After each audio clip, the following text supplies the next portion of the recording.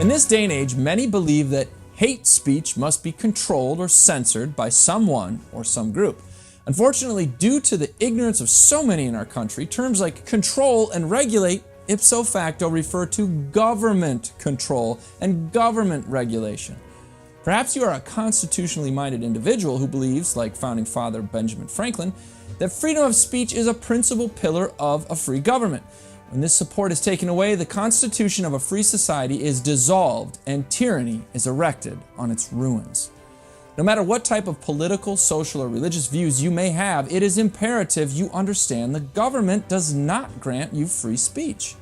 Our founders understood this, and that is why we the people have delegated the authority to protect free speech to the government. This protection is found in the First Amendment to the United States Constitution, which protects the freedom of speech from infringement by the government. The drafters of the First Amendment carefully referred to it as the freedom of speech. This presupposed that free speech had a pre-political existence, an existence that God created. Hence, it pre-existed the government that was prohibited from infringing upon it. Eugene Volokh of the Washington Post wrote, "There are no hate speech exceptions to the First Amendment. Hateful ideas, whatever exactly that might mean, are just as protected under the First Amendment as other ideas. One is as free to condemn Islam or Muslims or Jews or blacks or whites or illegal aliens or native-born citizens as one is to condemn capitalism or socialism or Democrats or Republicans. This is the final question to be asked. Is it permissible to say whatever I want without fear of ramifications? No. For example, someone may return your fire with speech that may be offensive or hurtful to your feelings, and they have every right to do it.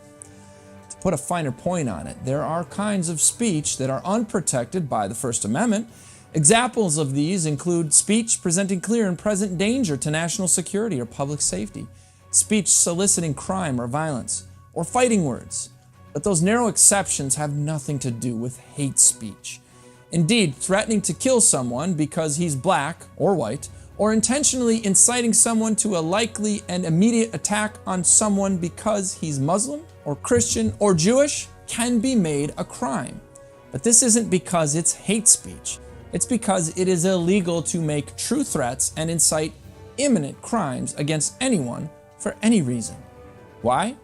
Because they imperil what God has determined to give to the individual specifically being targeted, which is the protection of their individual life, liberty, and/or property.